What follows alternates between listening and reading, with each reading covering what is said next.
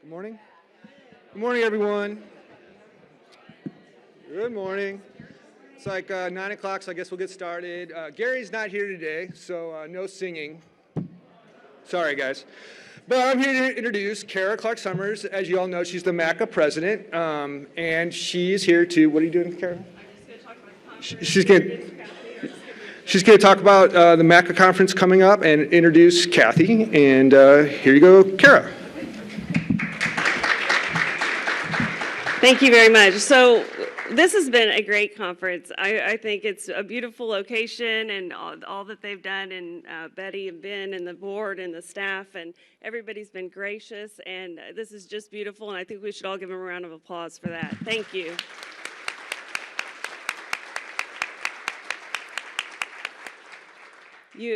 I was talking to some of you last night, and it was just all the work that you've done. Nobody knows what goes on behind the scenes. So thank you very much. We've had a great week, very good week.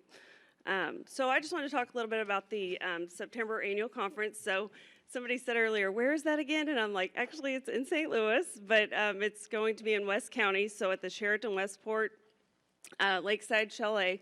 And I sent the room reservations out last week in an email.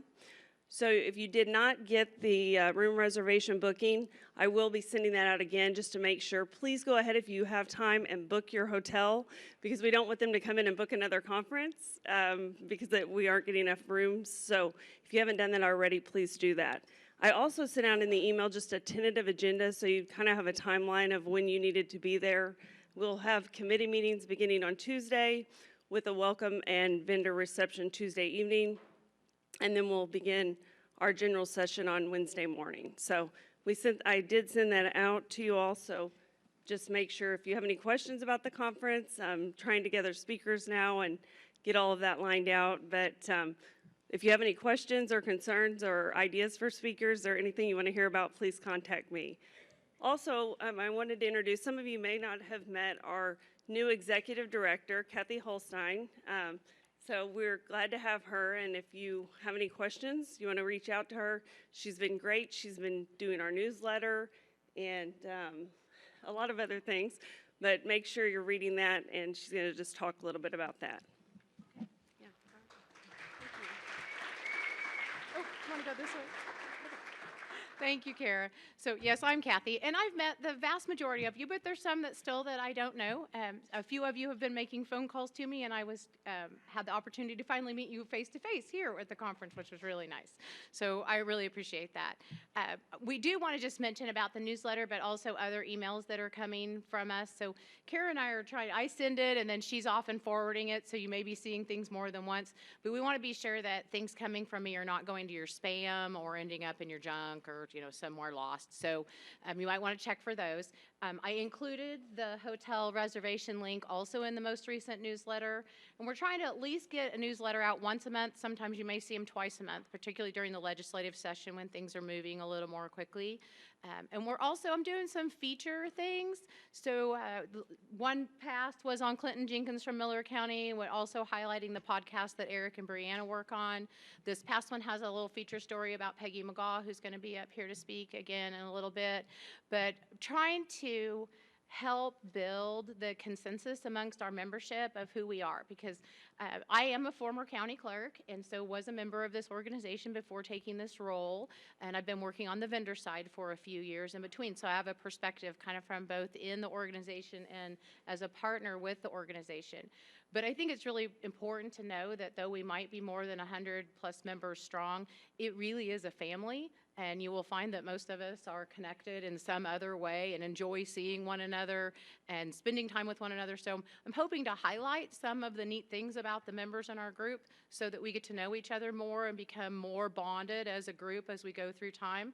And I think that'll help us, even when we don't agree, just like a family at Thanksgiving. We might have to agree to not talk about politics sometimes, but at the same time, we want to be really sure that we still function as a family and we can still all come together and find that common ground as we move forward as an association. So I am very open to feedback, critical feedback, positive feedback. Let me know what you want to see. And many of you know we're working on these Zoom trainings and some mini training sessions really trying to put a focus on that, and I'm open to any suggestions on topics, and the Training Mentoring Committee has been wonderful to jump in and find resources. So please reach out and contact me. My cell phone and my email address are on everything we've been sending you. So if you don't have it, grab me and I'll be sure that you do. Thank you. Thank you, Kathy. She is a great resource, so please reach out to her or any of the executive board or the regional chairs. So they've been very active this year, and we can't thank them enough for putting on those regional meetings. I think, and everybody participating, they've been very good. So thank you all for doing that. It's my pleasure today to introduce our legislative committee, and also our association lobbyist is here today to speak to us too. So we are very fortunate that we have such a great elections committee chaired by our representative Peggy McGaw. And if you haven't had an opportunity to attend some of the hearings, I encourage you to do so, because it's very good when they hear from us locally. We do the job. You're doing the job, so they need to hear from you, and it's very important. And I think they appreciate that, and we appreciate them being responsive to us. But if you all want to come up today, our Representative Peggy McGaw, the chair of the Elections Committee, and then election committee members, Representative Donna Behringer, Adam Schwandren, Brad Vanderman, Representative Vanderman, and Chris Ropey, our association lobbyist. So we're thankful that they're here today. We appreciate them coming and all you do for us in Jeff City. Thank you.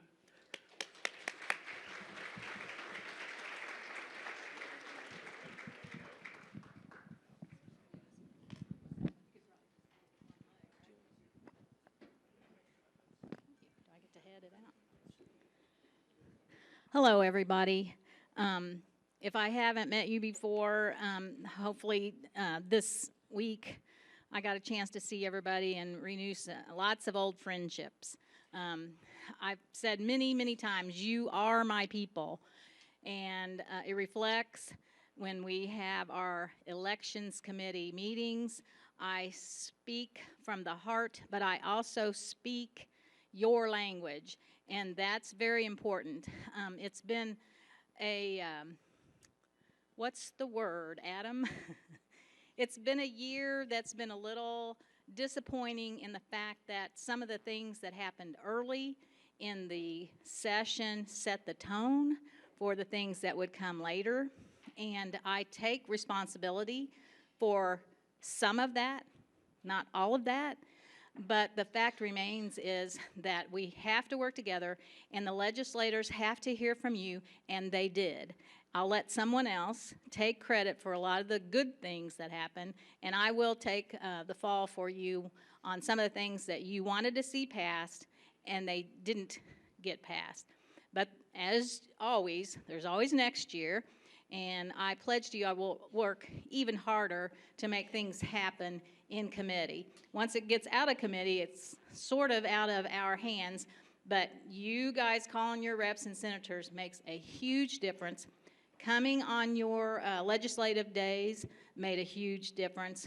Your presence in the Capitol has been noted, much more than before. So again, I appreciate all that. So as the elections chair, I'm just going to talk about my committee a little bit. I may have to use my notes here. To get to know some people more personally is important. So my first friend here, Representative Adam Schwandren, he is one of those people like Brianna that did a session yesterday about how to read statutes. This guy, I'm like thinking he sleeps with the statute book under his pillow at night, because he's one of those, and he'll come to me, well, now, Peggy, point dot what, blah. I'm like, slow down, Adam. So he's invaluable during a committee hearing, because he's always got his, his little pad in front of him, and he's looking stuff up, and he's giving me the. So thank you, Adam, for being the guy that I, look at, and plus he will stall. He will stall for me. This was my first year, of course, being the chair, and it's like, okay, I got to do what? Everything's very formal, And if you all know me, I'm pretty informal, but there are certain hoops you have to jump through to make it legal. So Adam is one of those people I really rely on. Now, Miss Donna Behringer, I tell you what, if you need to know something about numbers or stats, especially about the city of St. Louis, this girl has it. And you know, you rule county clerks like I was, I'm like, that makes no, that does not affect my life. It does. As you saw with some of the presentations we've had throughout the week, St. Louis sets the tone in some ways for the rest of the state because just through sheer numbers. We can't single out the third-class counties even though we outnumber as far as how many counties are third class. But we rely on someone like Donna, and especially on Elections Committee. Donna gives us that view of the city, and she calls it mine, and this is my area, which we need someone. We have to have a diverse group, and I'm very, very thankful that Donna's on that group. Representative Banderman, he came to us as a freshman, as you know, wet behind the ears.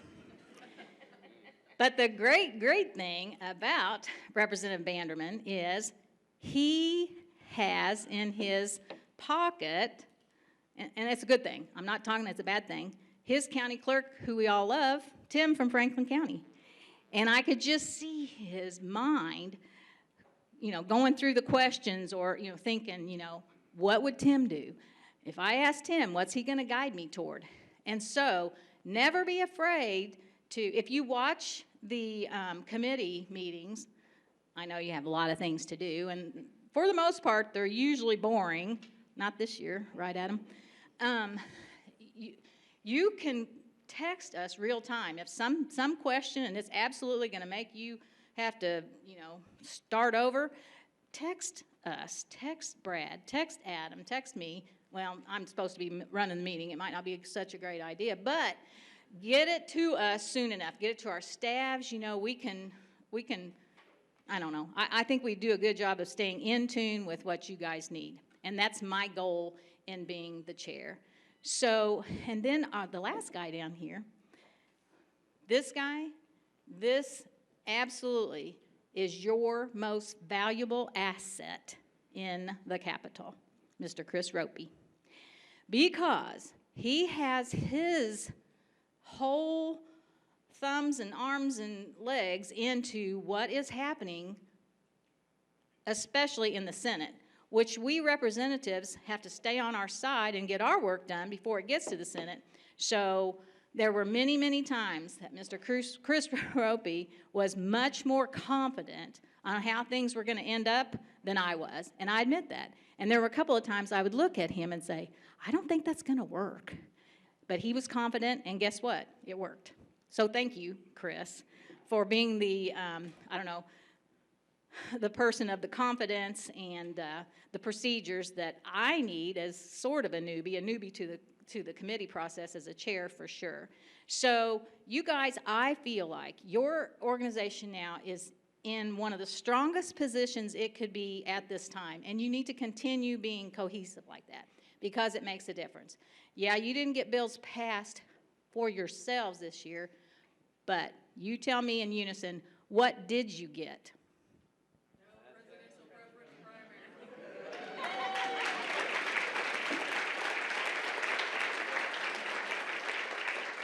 So stay on alert because there are still, the parties think they still need that way to do it. So be vigilant of what you hear, but hopefully Mr. Confidence over there will know where we are on that. Because at first, when it didn't work out the way that the bill handlers wanted it, there was a rumor going around that the governor was going to, have a special session just for that. I didn't believe it when I heard it, and I still don't believe it. It's still going around, but I don't believe that the governor will call us in for a special session that costs hundreds of thousands of dollars to reverse that particular bill. So, with that being said, I would like to, you're saying yes, you're agreeing, or? Chris Ropey. Do you agree that you don't think the governor will call a special session to overturn that bill? I'm very confident. Very confident, yay! Uh-oh. Okay. No guarantees, but 8 million. 8 million. No, I'm not talking about an election. I'm talking about calling us in to reverse the bill. See how she speaks up? She's a good gal. All right, I'm going to let Adam speak and tell about his experience and what he hopes to do. You know, with term limits, I'm considered a second-year junior, so I get to run one more time. I hope to be the chair of elections the entire time, which may be a 3-year chair, which is pretty, I mean, I'm really excited about it. So I got to keep towing the mark and not screwing up, getting called in the speaker's office. Did that twice. And continue to serve for you all. But I'm hoping that some of these spaces here will be able to also continue to serve you in the future. So Adam? Yes, I am Adam Schwadron from District 105 in St. Charles. So I see my St. Charles delegation over there. Woo. As Peggy said, I am not the vice chair. I did ask to be vice chair, but unfortunately I was not granted that. That went to Dan Stacy, who is a senior. So Lord willing, I get reelected next year. I will once again ask to be the vice chair of elections. I'm one of those weird people that I never really worked in elections like you all do. I did used to work for election administrators way back in the early 2000s. I believe they're now part of No Inc. Selling the Palm Pilots for just voter lookup across the country. And before that, I was an intern with the Associated Students of the University of Missouri back in 2003. And my assigned topic was elections, and that really right there is what got me involved with elections, and especially Chapter 115. So as Peggy said, I do work well with her, and I just want to reiterate, like I said 2 years ago when the meeting was back at the Ameristar, back in my district, I said, we don't know what we don't know from you, so please reach out to us, contact us, come to the hearings if you're able to. Because if we don't hear from you, we don't know what you want, unless it is Chris that's speaking on your behalf. But if he doesn't get to us, then we don't know what you want. And I was part of the team that was fighting very hard to make sure that our presidential preference primary was dead. So I believe that's one thing that you and the Secretary of State actually did agree on a lot of the times. Because he was giving me some things to try and help kill it, and I was happy to do it because one of the first bills that I sponsored my first year, 3 years ago, was to remove the presidential preference primary. And so in talking with the 2 House sponsors on that bill, they're like, what can we do to bring this back? I'm like, with me, nothing. I sponsored the bill. It's like you're spitting in my face here, so why would I work with you? And they moved along, and I was working hard behind the scenes against them, and we were successful, so yay. My pleasure.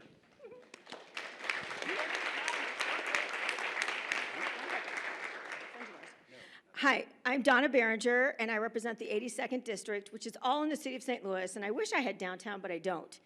I have an area many of you may know of, which is called The Hill, and if you want good Italian food, now good sushi, just so you know, you need to go to The Hill. So I am a senior, so this will be my 3rd term on elections, correct?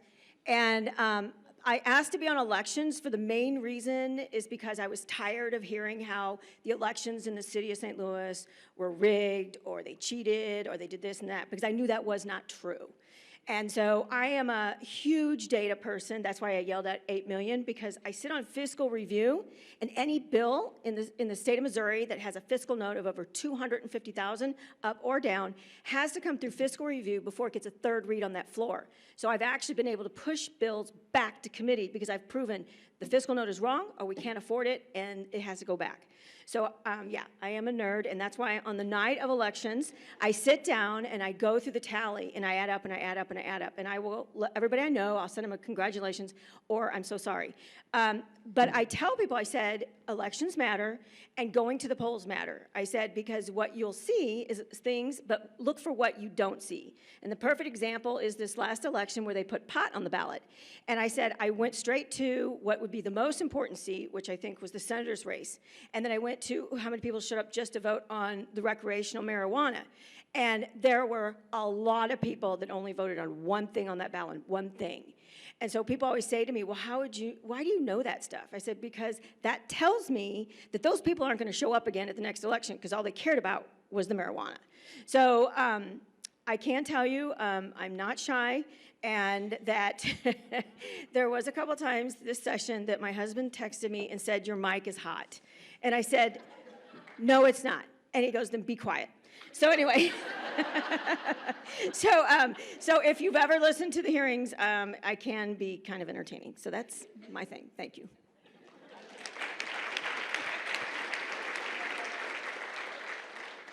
My name's Brad Bannerman. I am the representative for the central part of Franklin County, and Tim Baker is my county clerk and a friend of mine for a while. I just want to start by saying I think a normal person. I think most of us are when we get in.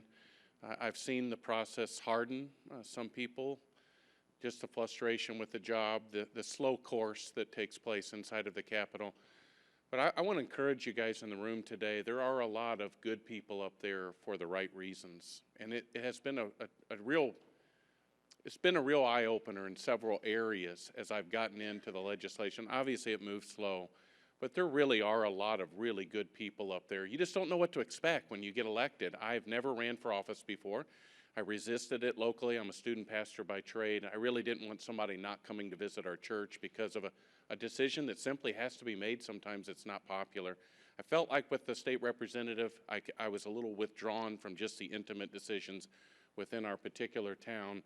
And so I got into it. And when I asked for my committee assignments, I tried to find areas that I knew I had personal friends in those areas that I could rely upon. I think it's a huge mistake as an elected official to get in and start tinkering around in areas that we simply don't have any knowledge of. And so I asked for some committees that I have personal friends on, and I felt like would affect literally almost every person within District 119. Elections obviously is something that affects us all, utilities, public safety. And I have what I call kings in the corner. That's what I've nicknamed them in my life. Tim is mine on elections, and I have relied on him heavily. I tell people in the education world, if you want to influence me as your representative, you're going to have to contact your school board, because that's who I'm paying attention to. And if you want to influence me on elections, you're going to have to go talk to Tim Baker, because I'm sending him what I'm dealing with. I'm at least going to get his opinion. We've agreed on most things so far. A few things we've got some minutiae in, but Tim knows the work, and I'm very thankful that he has been able to help guide me in this early year. Also, Chairman McGaugh has been extremely kind to me. Just the opportunity to come down and be with you guys today, last evening, has been an honor, and I think she has properly described us three. I'm really a nobody with very little information, and I'm really not good at much of anything except making people feel better after they leave me. And learning. I enjoy the process. But it has been a real honor to serve with Representative Behringer and Swadron so far, and she was right about the numbers. You just saw that almost in every committee meeting, and I've been in Adam's room several times this year talking about things that are important to him. And of course, you have a tremendous representative for a chairman, somebody that's been in your work. I think that's important. It's certainly valuable. And you have a good advocate, I'll leave it at that, with Chairman McGaugh, and she's a great person, and you guys know that. A wonderful, wonderful person.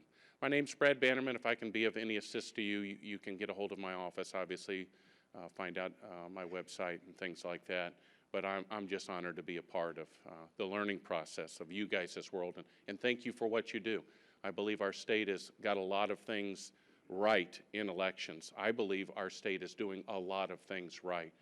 And transparency and fairness at the election, honesty, and a legal election. I believe we're doing that in the state of Missouri, and I look forward to trying to find ways through you guys that we might be able to improve your way of life. Certainly, hand counting ballots is not my favorite thing from our party. Good God. Maybe when we had 100,000 people in our state, that would have been feasible. It's simply not feasible. There's no reason for it. But there's Antonin Scalia, one of my favorite Supreme Court judges of all time, said, I don't attack people, I attack ideas. And some really good people sometimes have some really bad ideas. And that's just the truth of it. There is some process involved with you guys in the legislature, and I want to encourage you to engage with us. We need your perspective and your information, and I welcome it in this process of learning how to be a good representative for my district and sit on this very important committee within our state.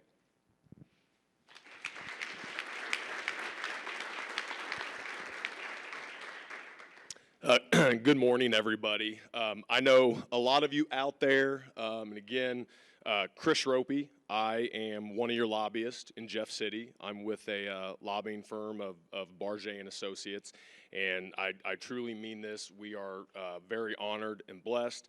We have a lot of great clients that we get the privilege to represent, and that includes you all. The work that you're doing is so important, and I'm very glad to be able to be my little part of that in what happens at the Capitol and trying to carry out your priorities and represent you up in the building, and on behalf of the 5 other lobbyists in our firm who are all running around, eyes and ears everywhere. We're thrilled to be able to count you as a client. I think I'll try to go pretty quickly through this so we can take questions and whatever, but I know there's a lot of new clerks here today. Just kind of how the process works with you as an association, and how it works with your executive committee, and then what gets relayed to us as your eyes and ears every day in the Capitol, because all 4 of these individuals will tell you we're a citizen legislature, and what they all said is it's so important that they hear from the experts, which that is what you are on elections, and then for other parts of county government that you're responsible for, and they've got to hear from you to be able to do a good job of setting the policy for the state of Missouri.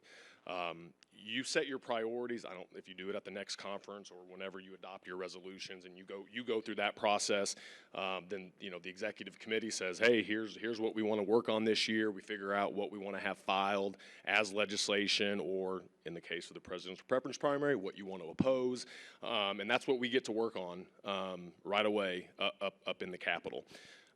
What we do is send weekly reports to the executive committee. Kind of here's what happened overall on just the broader scope of things that's going on in the building, and then our specific details about bills that were heard in committee or other things that are going on that will affect your job, to make sure that information gets out to the executive committee, and then that gets dispersed with the rest of the membership.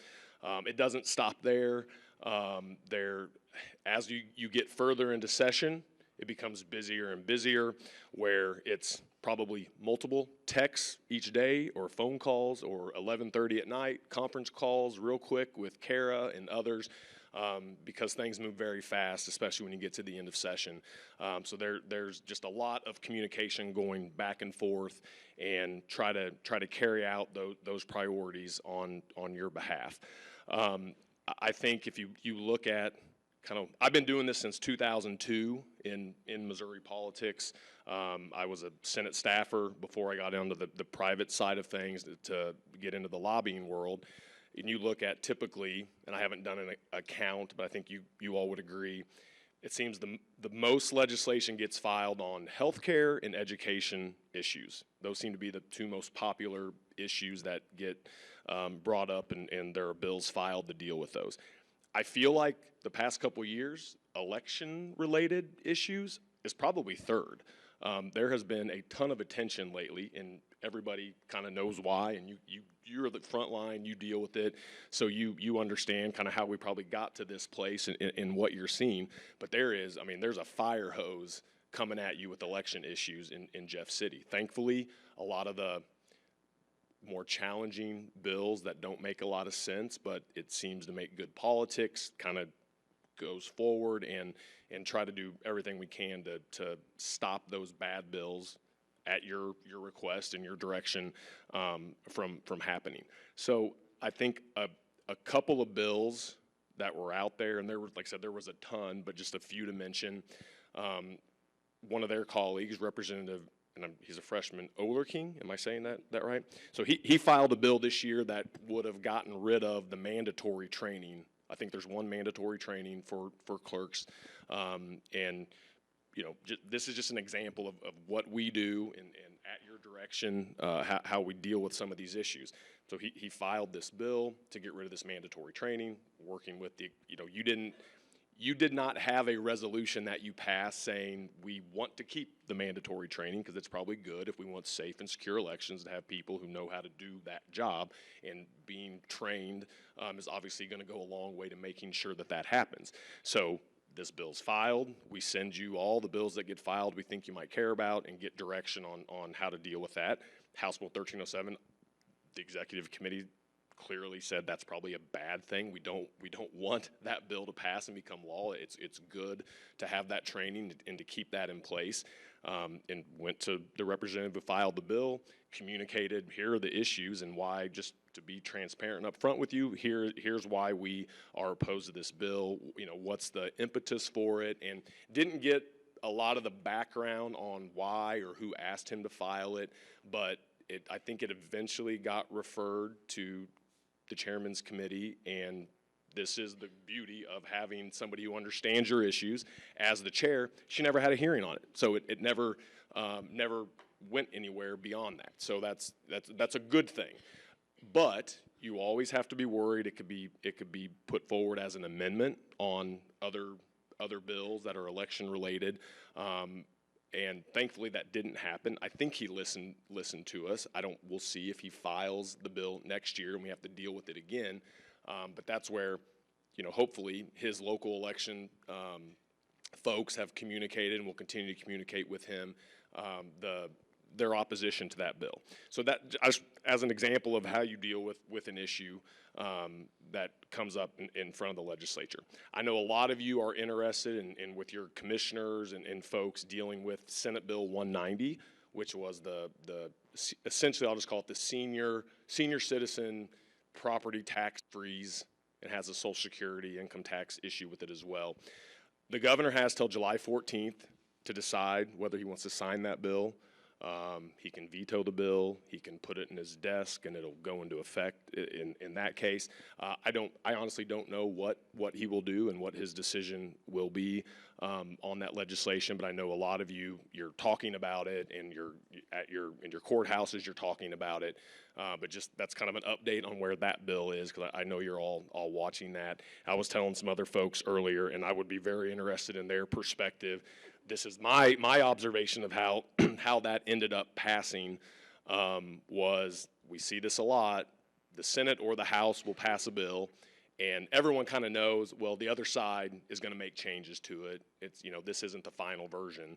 The Senate sent that bill over, and the House took it up and passed it. I think everybody thought, you know, it'll become a big tax bill, and then we'll eventually go to a conference committee on it, and then they'll work out the differences, and you'll have a final package that probably has consensus or is a part of a broader deal, so to speak, on a whole host of issues. And the House just took it up and passed it, and all of a sudden it was across the finish line, and now it's at the governor's desk. I'm not an expert on that bill. I know I've heard people talk about, oh, we need to fix a few things with it, and that always gets very interesting in trying to go fix something the next year.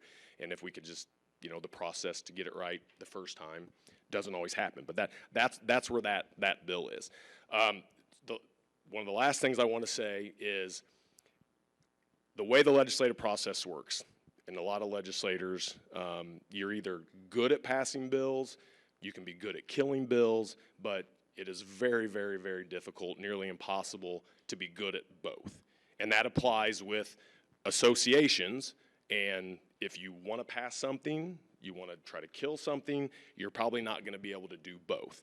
And you look at what your priorities were and what was in Representative McGall's legislation from this year. Senator Crawford filed the identical bill over in the Senate, which was, I call, some cleanup policies and some things that didn't make it in the huge omnibus bill last session that passed. But it had the shortening, I guess the lengthening of the electioneering distance in it, the election official harassment language in it, making the permanent absentee list confidential, making provisional ballots, allowing for provisional ballots during the 2-week absentee period, and then there was some language on local filing dates that we've been going back and forth with for, it feels like 5 years now, that I think everybody kind of got on board with. Had great committee hearings, kind of figured out what was going to work and what wasn't going to work. There's a lot of issues across the board from legislators on the electioneering piece.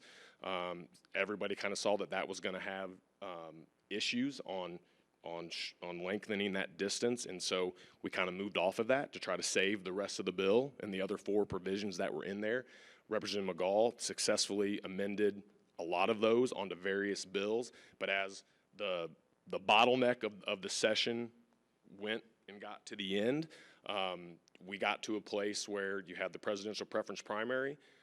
If that was going to pass, we had a great shot of getting those 4 pieces attached to it, and it could have passed as a package.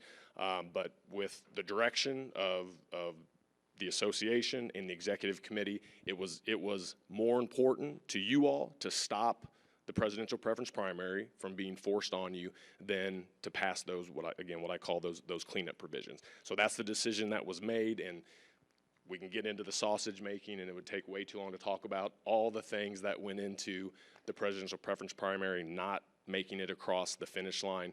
But the biggest takeaway from that is it was because of you all in reaching out to your members, reaching out to your senators, having 8 or 9 of them get up on the Senate floor in the last 3 days of session and talking about all of the problems with that policy, why it didn't make sense, the cost, et cetera, and all the different arguments. And everybody had a little different take on it depending on where they were from in the state of Missouri. But that's because of your outreach, why that happened.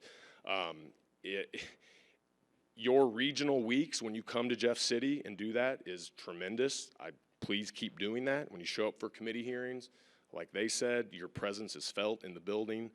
That needs to continue to happen. So I hope you will still do that going forward. And it's, at the end of the day, session ended, and I think there was no harm done for the most part in a lot of the issues that you care about. And we'll see a lot of them come back next year, and we'll go at it again. And I'll be happy to turn this back over to these guys. They're the experts of what happens in the building and answer any questions or talk about anything else.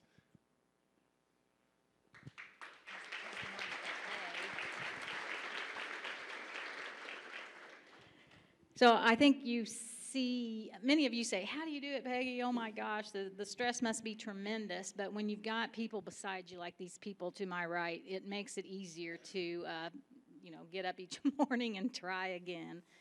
So last year, it was either at this meeting or at the clerk's conference, I said, hey, throw me some ideas for bills that you want that are non-election. Come on, clerks, think about what you want non-election. And I remember I was heady over after the success of the financial statement bill.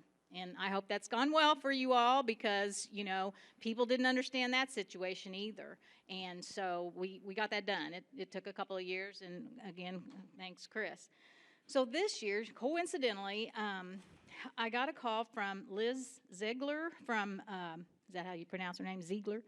From Missouri Ethics Commission. And she would like for me to file some cleanup about the PFD situation. I guess, and I didn't realize this till she told me, that there were 36 candidates that were stricken from your ballots because they hadn't properly filled out that document. And she and they are not blaming you all. They're not blaming the clerks because they get the information from you and this list of candidates, but by that time that they get it from you, when the polysubs, the political subdivisions give them to you, it's too late for some of those deadlines, the 14-day, you know what I'm talking about, the 14-day. So they want me, I hadn't had time to talk to Chris and have him help me with this, but we will. They're going to send me language, and then I'll get it to research, and we'll get it. But what they want to do is make it more aggressive toward the political subdivisions. So those clerks that are taking the filings for the cities and the schools and the fires and the waters, you know, that they realize that they have to get that list in to the Ethics Commission so that these candidates have a fighting chance of not being removed from the ballot. So again, when you see that coming through, or you wonder, what the heck's Peggy doing? It's because I'm trying to help the Ethics Commission, which is a good group to stay in good with, right? And we will make sure that no one is blaming you all on not doing their job. And it's maybe, you know, I don't know what's happening in your area, but it seems like all over the world in Missouri, these little sub-districts can't keep help. They don't pay good.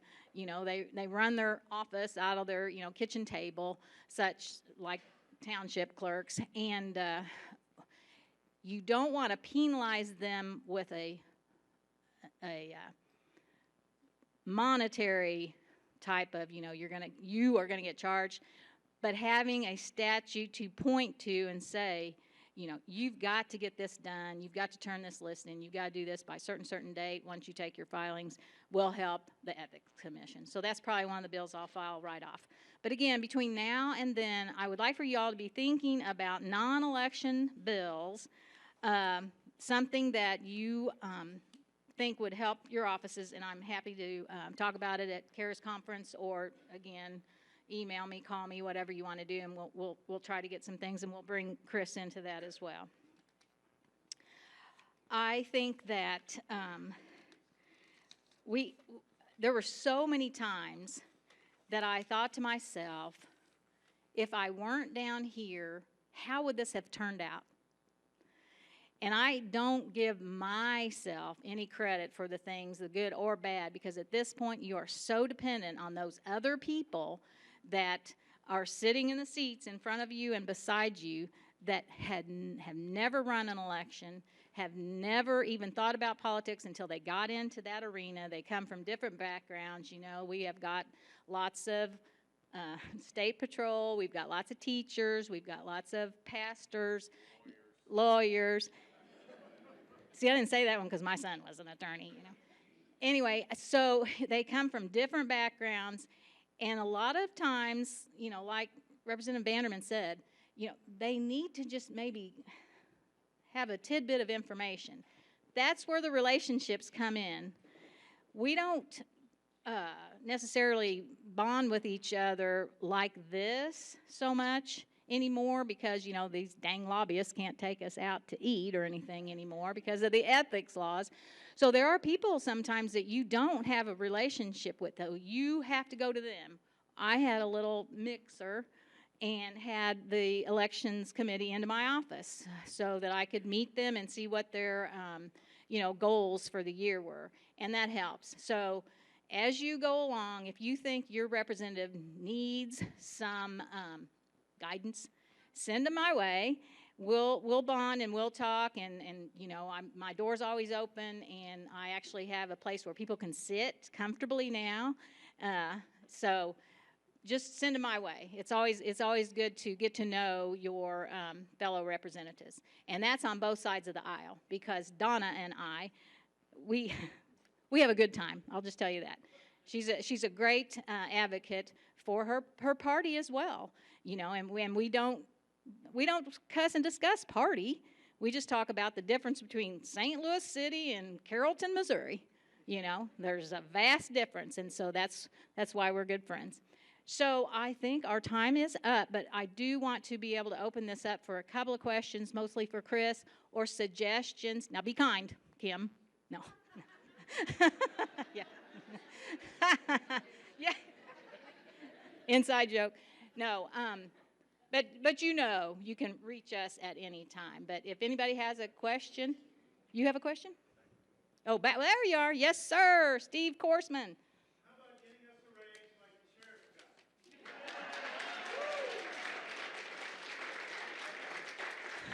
Good question. So actually, I thought Mac was working on some type of, okay, all right, I thought so. A salary task force. Because I know Steve Hobbs has been in my office a couple of times, and some of the people on that task force, and so they're gathering information, right, Suzette? Weren't you and Bettina on something like that? Okay. That's correct. All right. It doesn't seem they think the clerk's office does any more work than the rest. So always. Well, we need to get them a copy of that. Yeah. The clerks always get, balled up with the assessors and the collectors and treasurers and say, well, y'all do the same work, right? Yeah. Boo. So again, same thing like the presidential preference primary. Advocate for yourself. You are the only people and persons that can actually show and do. I really like that. I think Shane might have done that, the list of, your duties on two sides of that little handout. Continue to do that. Make sure that MAC has those. You all may have made them. I don't know who made them. Anyway, it's good. Continue to add to it. Can I make just a comment absolutely. about that? Absolutely. So your executive committee for the past several years, I mean, that issue has come up as there's new bills introduced that would mandate new responsibilities for your offices. So, I mean, we've had that conversation, and if anybody has any brilliant ideas about a funding source that makes sense to tie it to, I think just be thinking about that, because I do think there's always potentially a path forward to address that issue. I just think it's always easier if you can say, hey, here's how to get there, and here's where it can come from. So it's not, GR's responsibility or the state's responsibility, these folks' responsibility, but coming up with how to do it in a way that makes somewhat sense. I think you get a pretty receptive audience, especially like you said, you look at some of the other county office holders and what they've done the past several years, you look at the sheriffs and et cetera, et cetera. Identifying a way to do it that makes sense will go a long way, and is something you should work on and figure out how to try to get that addressed and move forward with something. And honestly, I wasn't trying to pass the buck, by saying, oh, Mac's doing that. But we all know the importance of the relationship that Mac has with the affiliates. And I think more so that you have to let the others know that you're attempting this, or include them, or they'll fight you. They'll come in and say, okay, those clerks don't need that, so vote no, So it needs to be a cohesive group, that there's some agreement on the schedules, in my opinion. You agree with that, Chris? Any other questions before they throw us off? Yes, sir. Hello.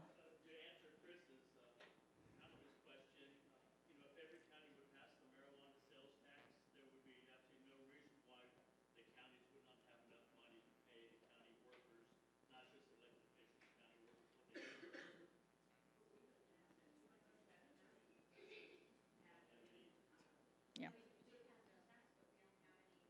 Right. Yeah.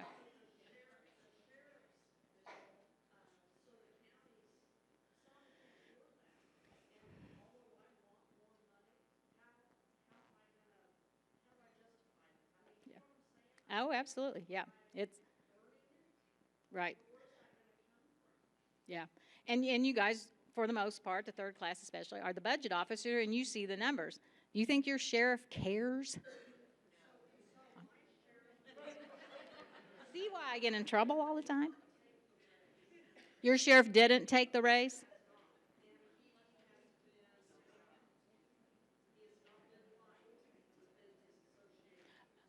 Oh, so Missy says the DeKalb County sheriff didn't take the raise, and now his association is, calling him out, right? Yes? Can you hear you?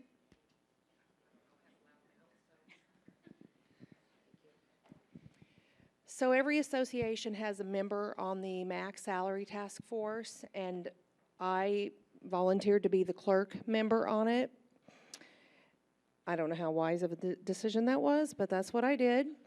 And then Bettina, at the time we started it, was the MAC president, and Suzette was the past president. So we have 3 members on this, and everybody else has 1, basically.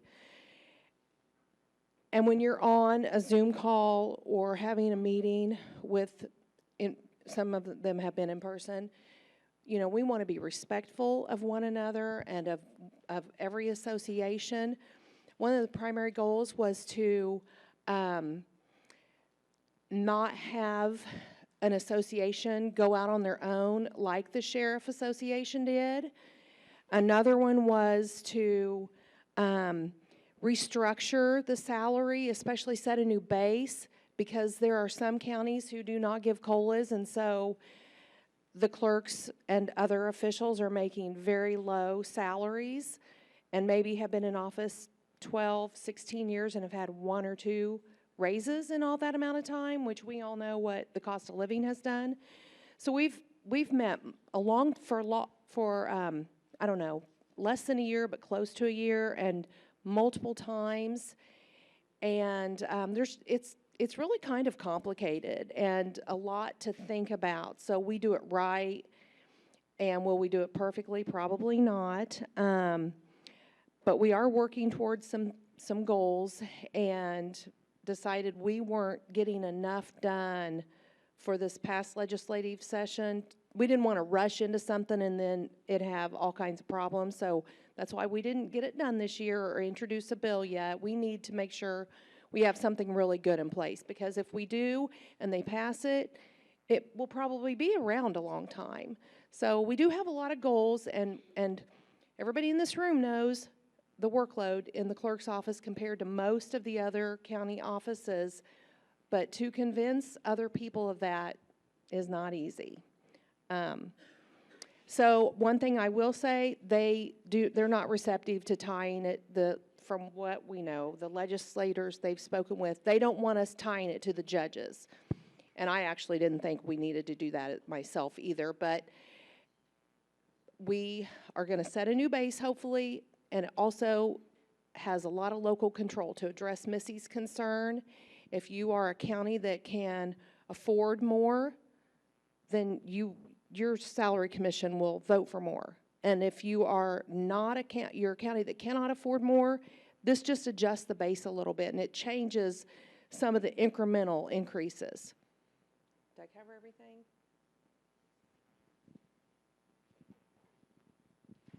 And just to give you guys a little bit of a time frame, our goal is to try to have something to present to the MAC board for feedback at the summer board meeting in August, and then that information would be pushed down into all of the affiliates for feedback so that we could do some consensus building. I'm sure our initial proposal won't be perfect right off the bat, so we'll have some adjusting to do, and then hopefully we would have something maybe ready to pre-file in December is kind of the overall goal here, so hopefully we'll be able to meet that. Thank you, thank you. So that is a very good example of how you all work together, and what Sherry said about, you have to have confidence in what you're trying for, but you have to tread lightly with the other affiliates, and that's what MAC's all about, and so that's why that's a good avenue. And these ladies represent you well, and so that's also a good avenue for me to say, Sherry comes and testifies when she can on behalf of third-class counties. Always appreciate her coming down. Any of the rest of them, Eric Fay on the boards, and everybody else who comes and testifies, we really appreciate it. We need to hear from you, so please continue to do that. And if one of the freshmen, if you newbies think that you can't get up, you're never up like this in front of people. You're sitting in a chair with a desk, and you have your notes in front of you, and I'm the chair, and I'm a friendly face, so please come and do it. Donna wanted one more little thing here. Well, first of all, I want to say I really enjoy coming here and knowing all the clerks. I very much appreciate you coming and testifying, because you can always come and testify for informational purposes only. So that means you're not taking a side, but at least we hear from you.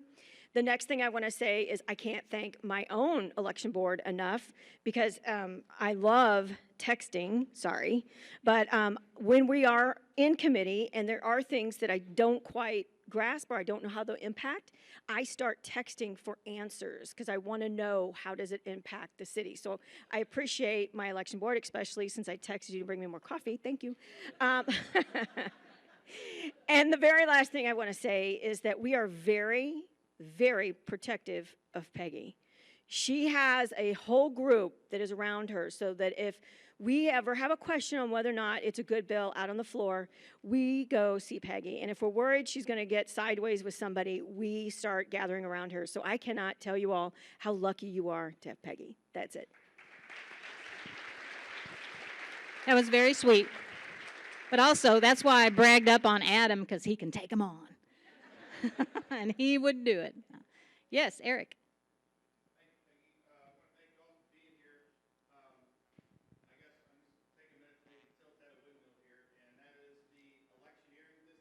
Yeah.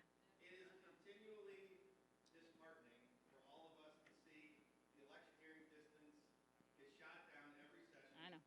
And many representatives and senators stand up, and it almost sounds like they feel like if that distance got moved, you know, they're going to lose the election. Yeah. They're not going to be able to talk to any of their constituents. And I just want to try to one more time reemphasize, Missouri is such an outlier in this regard. Again, this April election in St. Louis County, we had to have the police at a number of polling places almost all day. It takes a tremendous amount of law enforcement resources to enforce this. And I was down in Texas, in Houston, this May for their municipal elections, and I talked to the administrators in Houston. It's not a deal in Texas because it's 100 feet. A plurality of states have 100 feet. And if you ever wanted to do something that would improve the voting experience, that would be it, is to take this circus that happens in front of so many of our polling places and move it away. We tried, you know. I started with the 100. Yeah. I went down to 50. I knew they'd make me roll down. I went down to 50, and I thought, oh, they're going to go for that. 50's good. That's a compromise. There were so many of them waited to put an amendment on and all that stuff, which, by the way, talking about amendments, that's a whole nother thing. You know, Chris kept texting me, put that amendment on this bill, on this bill, on this bill. So I got to where I didn't remember which bills it was on. What is so bad about asking for protection for your all's lives? These people that are voting against that type, you're out there running the election for them. They don't want you to get killed or intimidated. So I'm really going to put that all over next year. And I'm sure Adam and Brad will help me. And so will Donna. I think they're going to get the hook here in a second. So any further questions, you can catch us outside. Like I said, you text or call me. It's going to take me and Mary a few hours to get home. So if you want to call me on your way home, I'll take the call. I have hands-free, by the way. No texting and driving. Thank you so much. Thank you for having us.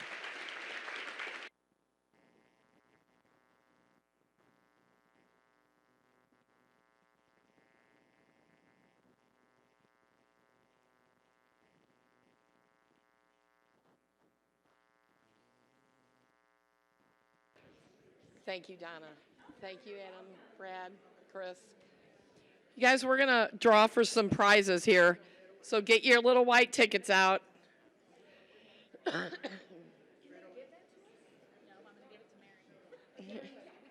right, let me get the bowl. Shane, sorry, we're running a little late. Where's the bowl with the numbers? Uh-oh, wait a minute. We got to find the... Mark did. Now what? Okay, we're ready for you, Shane. Yeah, we're going to get the guy to bring back the bowl with the tickets.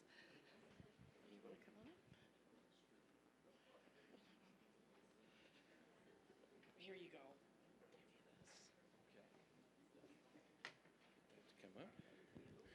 All right. This is the presentation. Everyone's like, I'm leaving. I understand. So, anyway, well, good morning, all. My name is Shane Scheller. I don't know if I've had a chance to meet everyone who is a new clerk or not, but I get the opportunity to serve as the county clerk down in Greene County. And how many of you are familiar with for those who are new clerks, not clerks who served last year and the year before, are familiar with cast vote record? Have you heard that term before if you're a new clerk? Well, it was a term I had not heard until the fall of 21. Matter of fact, I was here in St. Louis, and I was actually observing the St. Louis County Election Board election that November. And so I was hanging out with Eric that day and Rick Stream that day. And I want to say it was the day before or the day after, I can't recall specifically, but we got a phone call, and a gentleman some of you all know, named Keith Carmichael, had sent an email request. Matter of fact, I just saw Keith this last week in Henry County, and he asked for the cast vote record. And I was like, not necessarily a term I'm familiar with. No one had requested before. And so we began to look at that time, and we determined then with our county council that it was a closed record. And so, of course, many of you know, after an election, and this had to do with the 2020 election results, all records are sealed for 22 months. So this kind of began a learning opportunity for a lot of us county clerks. So I'm going to go through what a cast vote record is, kind of give an overview of what we've been doing in Greene County and why we are where we're at today, because we're actually in a lawsuit over this. So all of you who were county clerks in 2021, 2022 may recall last fall, we began to receive requests, and they were similar to what I have up here. And it would say, pursuant to our state's Freedom of Information Law, please remit the cast vote records, then it would insert your jurisdiction, Greene County, of course, from the 2020 general election. These records shall include the following fields as a minimum. Then it would say CVR record number, timestamp, tabulator ID, municipality, precinct, batch ID, record ID, counting group, session type, ballot type ID, paper index, contest, candidate, undervotes, overvotes, mark density. Now, how many of you all understand that? Charlie does. Of course, he's in that background. Charlie's going through this. But as you know, when we conduct elections, we're conducting elections with the paper ballot. We're doing the pre-testing. We're doing the post-testing. We're doing the manual audits. We're doing everything that we're supposed to.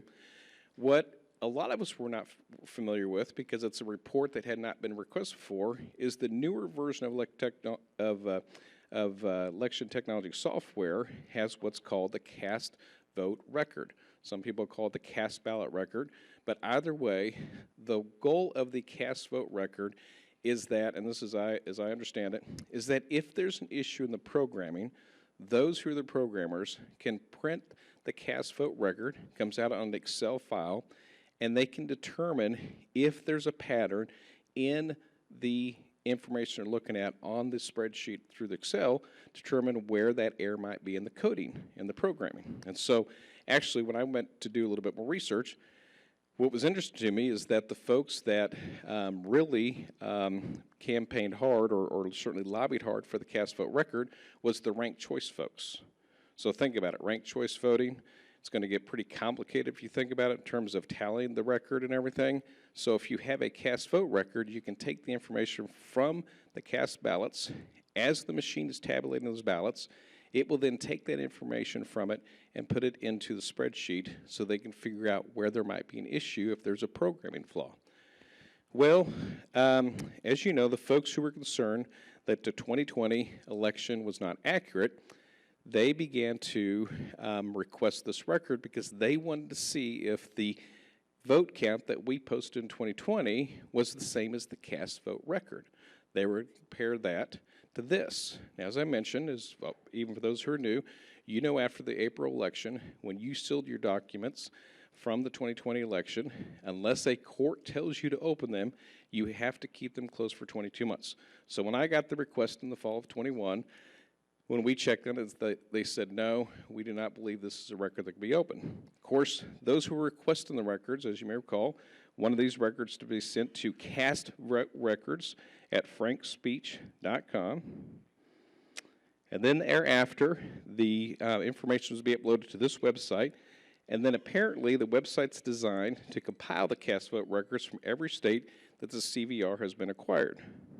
Now, I will tell you one of the things that has interested me in this request, because I have no problem providing information, is, as you know, a lot of the folks who have questions about the 2020 election, I think we would all agree, they do not trust the voting machines. Everyone agree with that? Well, the same programming that tabulates the ballot is the same programming that tabulates and puts out the cast vote record. And so my question has been, if we don't trust it to tabulate correctly, how do we know, if you don't trust that you would trust the cast vote record? But for some reason, they trust the cast vote record, but they don't trust the tabulation. And so that's kind of a little bit of an interesting question I've had in my mind ever since this came about. But they were polling, and so we went and looked at statute 115.493. And I know a lot of you had your county council do the same thing. And it says, the election authority shall keep all voted ballots, ballot cards, processed ballot materials in electronic form and write-in forms, and all applications, statements, certificates, affidavits, and computer programs relating to each election, as I mentioned, for 22 months after the date of the election. Oh, man, I'm not clicking ahead, am I? Hang on a second here, guys. I'm going to catch you up to my screen here. So one problem. See if I can see it here. There we go. Sorry about that. Okay. That'll be my next screen. All right. So during that time, voted ballot cards, am I on the same screen now? I need to go back. Okay. During the time that voted ballots, ballot cards, processed ballot materials in electronic form and write-in forms are kept by the election authority, it should not be open or inspected or allow anyone else to do so except upon order of a legislative body, trying an election contest, or a court, or a grand jury. And let's move forward. Then after 22 months, the ballots, ballot cards, processed ballot materials in electronic form, write-in forms, applications, statements, certificates, affidavits, and computer programs relating to each election may be destroyed. So as we may recall, during the conference last year that we had down in Springfield, they had, as you may recall, Mike Lindell came to Springfield, and we were happy to host him there in Greene County. And during the conference, one of the things that they brought up was they wanted the people there to begin to request the cast vote record. So I remember I was trying to get ready for the conference because I was president last year, for those who are new, and we started getting a flurry of requests for these cast vote records.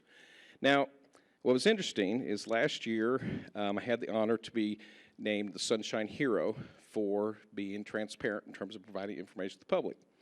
And so I don't have any problem providing information to the public. I have nothing to hide. I've told people this from day one. However, I got a couple of phone calls as we were getting this information, and two people that I respect said to me, we have concerns that if we release the cast vote record, it will compromise the secrecy of the ballot. And the reason why is the cast vote record, as we understand it, prints out in the order of how voters cast their ballot. So now you've got an issue, you've got tension here. You've got the Sunshine Law, which I'm going to show you here in a second. It is, oh, did I go back? Okay, clicked ahead too fast. So there it says in chapter 6:10 that if there's a conflict, we can go before, at the expense of the public governmental body, in the circuit court of the county of the public government body's principal place of business to ascertain the propriety of any such action or seek a formal opinion from the Attorney General, which that doesn't happen a whole lot anymore, so that wasn't a good path, or an attorney for the governmental body.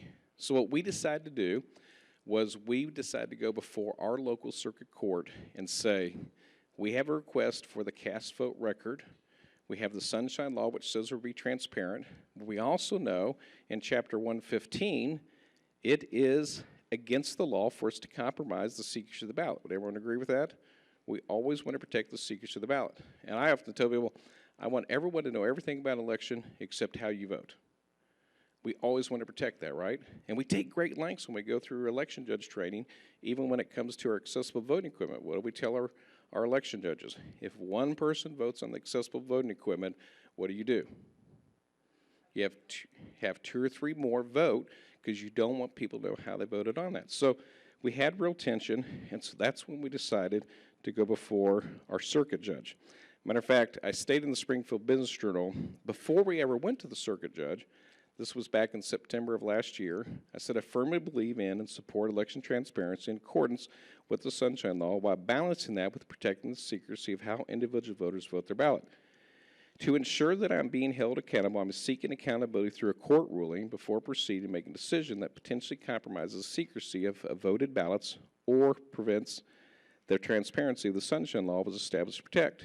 Now, my point is, I often hear people get tired of people in elected office making decisions that personally benefit them, regardless of the law, especially when the law is silent. So it was important to me to say, I am not a decision-making body. I'm an administrator. I'm no longer in the legislature. I don't get to, as we had our legislative panel up here previously, I was there for 3 terms. We would pass laws. The governor would decide whether or not they would go into law if the governor decided to sign or veto them. But once when the law, those are laws that we all abide by. And so it's important to me that we follow them, but it's extremely important to me that I not do things that personally benefit me. Because to be honest, it would have been really easy just to provide the record. Because as you know, these folks have been very persistent. They've been very tenacious in terms of wanting to get this information. But none of us wants to do something that would compromise the integrity of our office. So, moving forward here, I'm going to give a little bit of technical definition. Technically speaking, a cast vote record is the electronic data that the election equipment pulls from the markings on the electronic ballot images. Now, if you've got the older version, and I think everyone now has the current version, most of the people in this audience, you probably have the more updated software programs that's able to pull the image. I know previous to this, we never would have been able to pull an electronic image because when our ballot was scanned, it was an optical scan. Now, as you know, it's a digital scan that actually pulls the image up for you. And so therefore, we can go through after every ballot is cast, and I really liked it. For example, what if something happened? We know, I don't know if Emily's here, but I think it was in Mississippi County years ago, the courthouse burned down before they could do a recount. Does anybody remember this? There was a contest that needed, yeah, you remember this? Yes, you were there.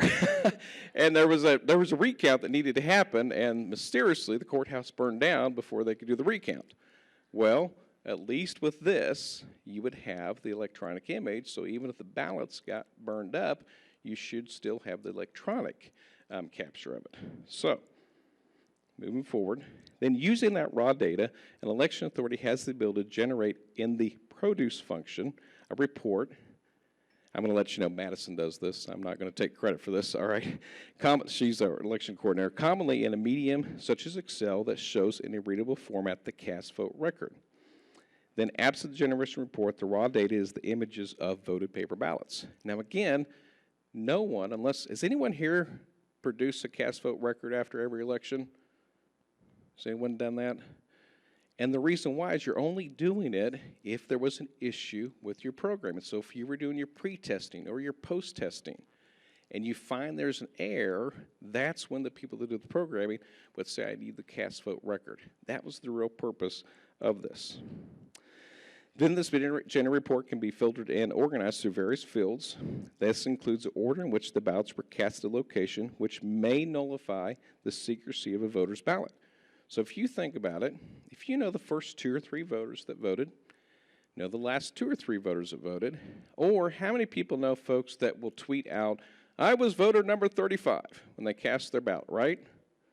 Right then and there, you can take that report and go look and know how your neighbor voted. So you've got a lot of potential situations here. And we also know there are sometimes you have one ballot type for one voter in your precinct. That happens on occasion too. You have those unusual circumstances. So a lot of things can happen that can compromise the secrecy of the ballot. Now, what was interesting to me was when our county council went to begin to research this, this is the part that really captured my attention, because I always thought that the primary purpose we kept the ballots for 22 months was if there was evidence of voter fraud. Is that what most people, if there was like a question, like the outcome was not correct, you kept those ballots for 22 months so you could go back and look at that? Actually, if you go back into our state law going back to the 1930s and think about that period of time, the primary purpose of RISMO 115 6.493 is not to preserve the secrecy of the ballots, is not to preserve the ballots as evidence, sorry, I misstated that, but to preserve the secrecy of the ballots during the 22 months during which these ballots are required to be in custody of the election authority. And that goes to State Miller versus O'Malley, decision made in 1938, and it said in there, the object is to preserve the secrecy of the ballot, not to avoid a mere crowding of the custodian's vault. Now, what was happening back during the 1930s during this period of time? Anybody remember? Tom Pendergast, exactly. And a lot of us have forgotten this, but if you think about that period of time, there were political bosses in Kansas City, and frankly, they were here in St. Louis as well, and they controlled who? The election judge teams. There was a lot of manipulation of the people that were counting the ballots. And so one of the things they wanted to do was to protect, because there was also coercion of voters during that period of time. And that's why, you may recall, it says in our state statute, you cannot stand up and announce how you voted inside the polling location. The reason why is that they were coercing and intimidating voters as well as the people that were the election judges. So in our state, it's extremely important that we protect the secrecy of the ballot, because we look back during that period of time and we see what happened when people wanted to manipulate the outcome of the election. Now, what was interesting to me, I was actually at the conference in Houston that Tammy had, and I was with another state. They actually don't protect the secrecy of the ballot, and everyone's ballot is actually up for public review. In another state, I think it was North Carolina, was where they were telling me that at. And so it's interesting how state by state different laws are passed. I was really surprised because I thought every state really worked to protect the secrecy of the ballot, but in that state, they currently do not. And so not every state is the same. But I would always tell you it's incredibly important we protect the secrecy of the ballot, and that we want to continue to do that. So what happens now? It's important to me, and I believe all election officials, that voters know we have nothing to, oh, hang on. Where am I at now? Am I there? Okay, good.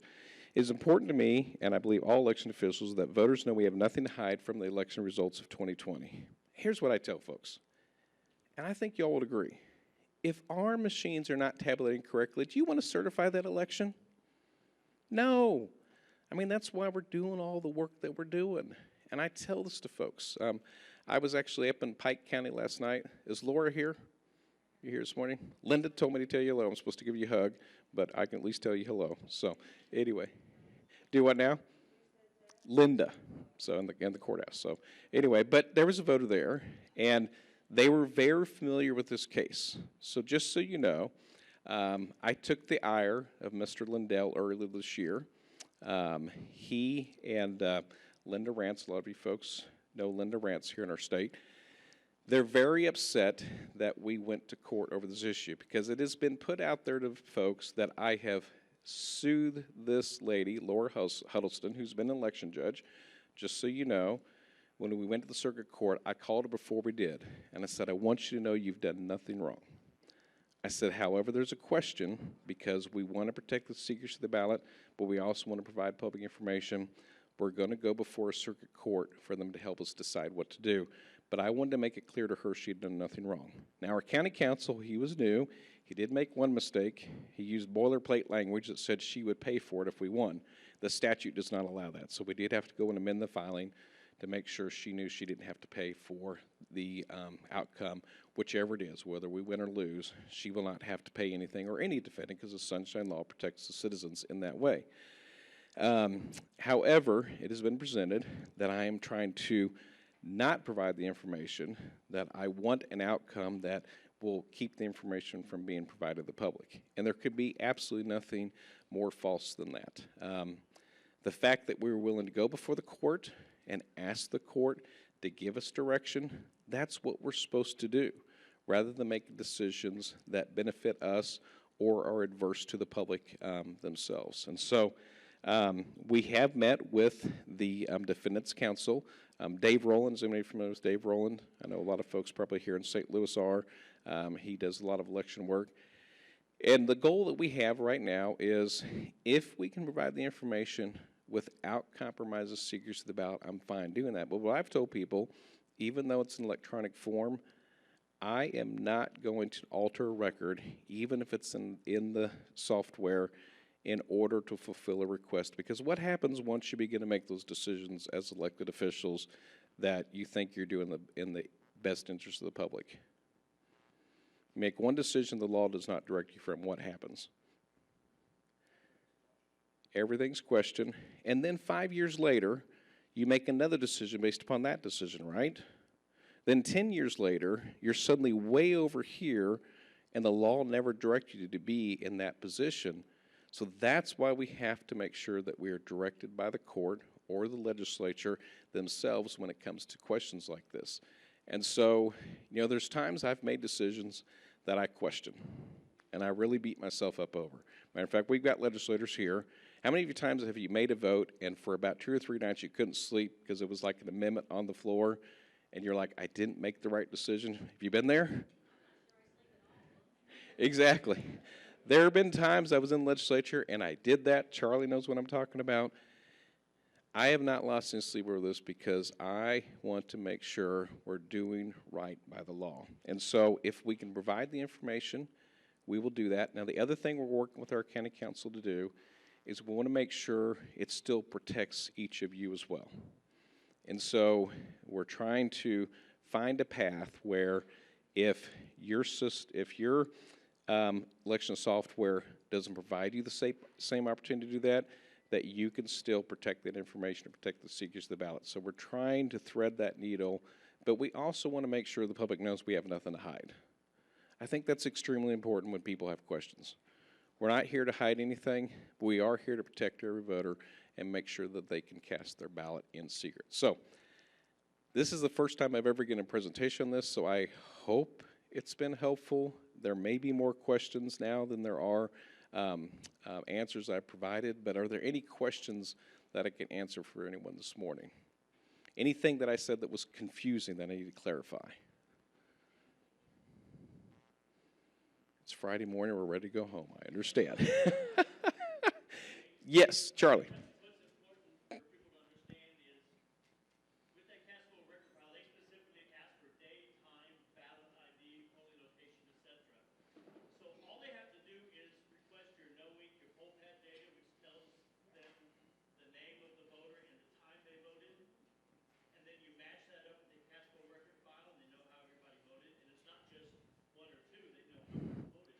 Yeah.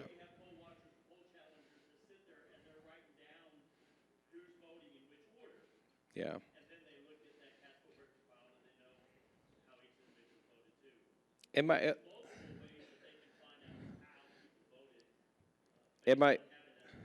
my other concern about that is they may be wrong.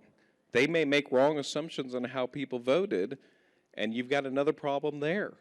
Is they may not line up the data correctly, but they think they have. And so those are things that we have to keep in mind. And to be honest, it may be more local elections where you find that issue, frankly, than national. Because the local elections can get very intense, as we well know, get very competitive. Why didn't you vote for so-and-so, right? I mean, these types of things happen. It's not uncommon when it comes to elections. Anything else? Well, you guys have been, oh, yes.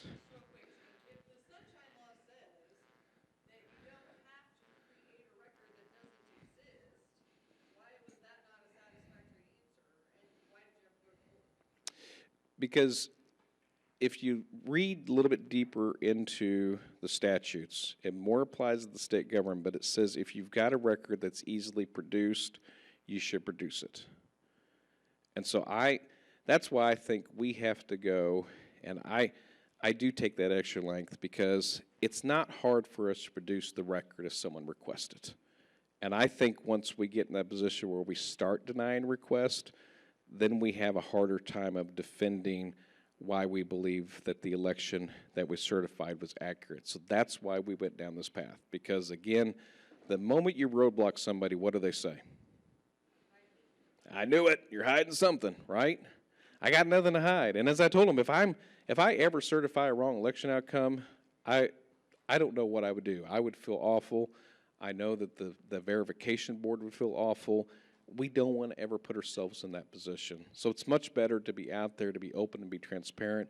I know we've had to retain our ballots from the 2020 election longer than we wanted, but my hope, my prayer is that this will continue to give voters confidence, those who are reasonable and understand that we are doing the best job we can on their behalf and that we have nothing to hide. Anything else? Yes.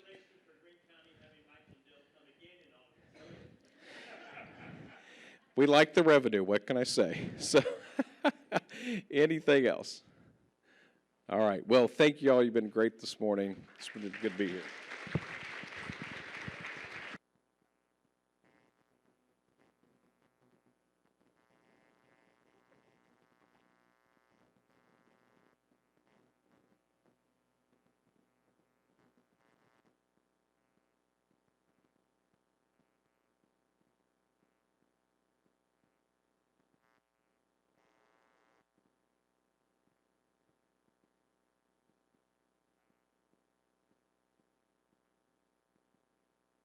Get this microphone off here.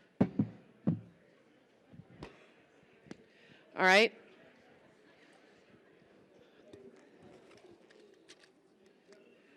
Okay, how about 792719? All right, here we go, right here. Okay.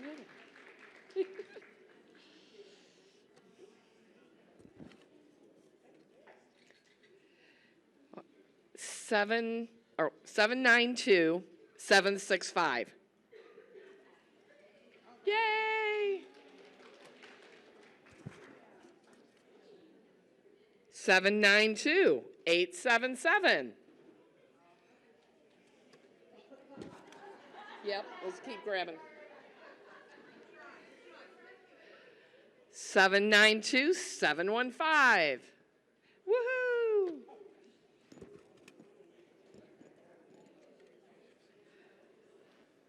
792-752. 752?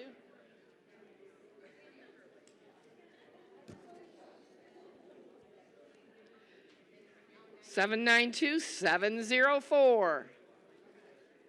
704. Over here in the corner.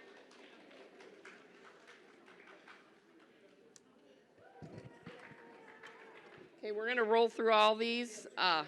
So now we have 792-692. 692, right over here. All right. 792-686. 686. No? All right. 792-678. No? How about 822? All right. What do we got left here? All right. 742. 742. All right.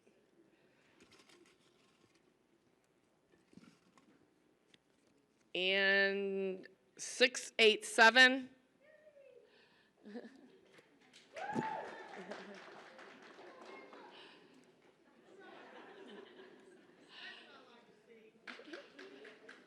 How about a 684? 684?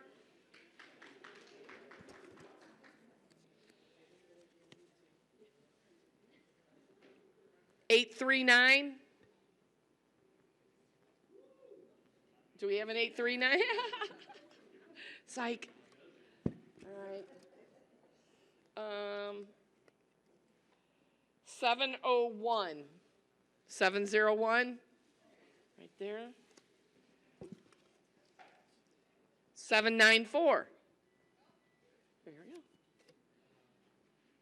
we Okay, what do we got left here? Oh, a few of those. All right, we got 690. Yay. How about 819? 819, okay, great. All right, this is our, oh, we still have more. How about a 766? No? Oh, right here, Jane. 824. 824? 824? No? And that's 2 or 3 of these left. 747. All right.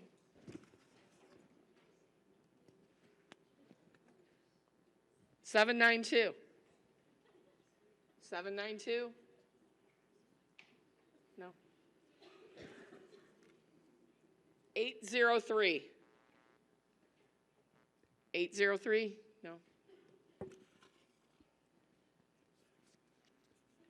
778? All right. Is that it, Brian? All right. Thanks, everybody. You gonna do Tammy now?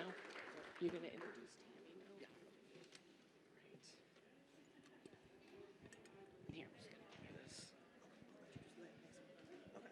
Okay. Yeah, I think, yeah. Okay.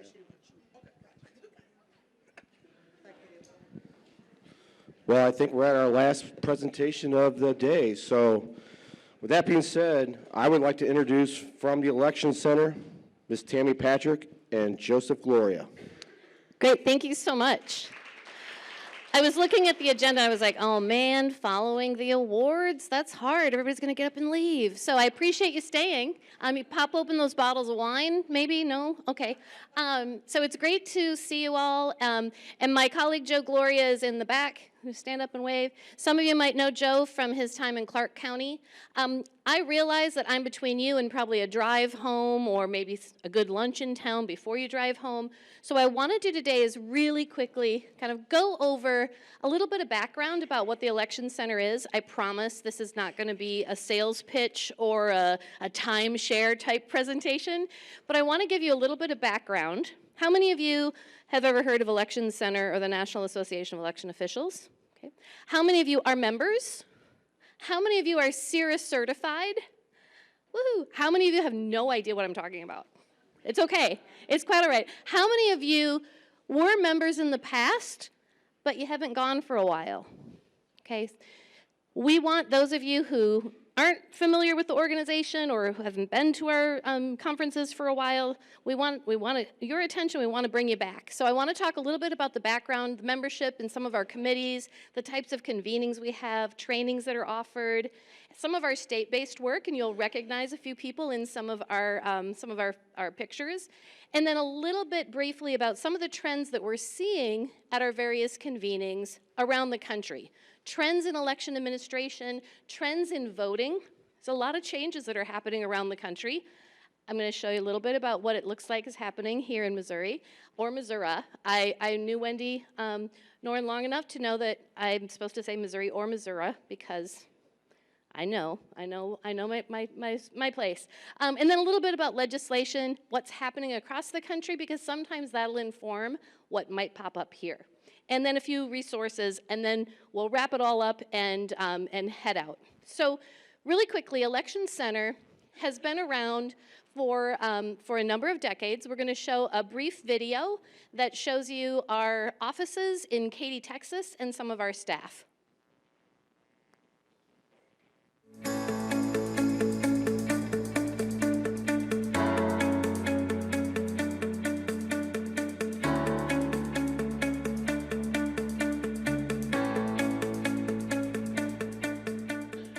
First interaction with the Election Center, I had the pleasure of actually meeting Tammy, and it was the first experience that I had had with such a large group where we were all speaking the same language.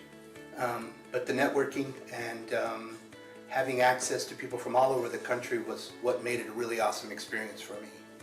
There's so much going on in elections right now, it's absolutely critical that somebody take the lead and there's nobody who's in a better position than the Election Center. They've been known throughout my whole career, which dates back to 1991, as the resource for election officials and the trusted group to get good information out to election officials. And so it's critical now for us to take a leadership role in providing that training and leadership in the industry. Been a member of Election Center for almost 20 years. 2023 will be my 20-year anniversary. And I can look back at all the relationships I've forged over the years, and I can remember who I met in Tampa, who did I meet in Cleveland, who was on a committee with me. And it's exactly what Joe said. These relationships are critical, not only in improving how we serve our voters, but gaining efficiencies and resources and understanding that help us be better administrators for all of the stakeholders that we serve. Not only is this a new role for myself and for Joe, it's a new role for the organization. So one of the things I'm the most excited about is to hear from members about what they want from us. What do they want from their National Association of Election Officials? How do they want that information? How do they want to interact with members from all across the country? I want to keep the energy moving. There's a lot of attention now on elections, not all of it positive.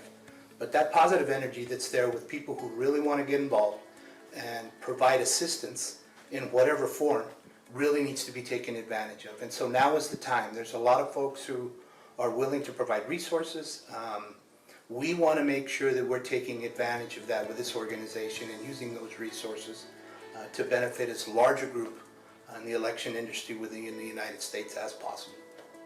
There are going to be some real challenges forging the next couple of years in the profession, and we know there are going to be a lot of new people coming into the field. There are a lot of people retiring for a wide variety of reasons, and we need to make sure that we're well positioned to serve not only our veteran officials that are looking for what's new, what they can use in their offices to improve the services they're providing, but we also need to make sure that we don't leave behind all of those who have a very short runway and a lot of information they need to learn and learn quickly before the next election cycle hits us. So time is valuable, and it's one resource that we can't necessarily get back. So we want to make sure that when we have you, when we have your time, that it's being used to its utmost potential, and that when you leave an election center event, you know you have action items to take back to your office, to take back to your state association, to take back to your state offices, to share, so that we can make sure that all across the country, everyone has the best information that we can possibly provide them in how to serve their voters and run their elections with the utmost integrity, accountability, and access. All right. So that's those are our offices in Katy, Texas. We brought along some materials here at the front, some checklists, because of course in elections, trying to advance it here, we love our checklists. There we go. So again, our trainings, our convenings bring together election officials from all around the country. Not only that, but Election Center, what we try and do is elevate the voices of election officials, whether it's in the press, in the state legislatures, in the halls of Congress.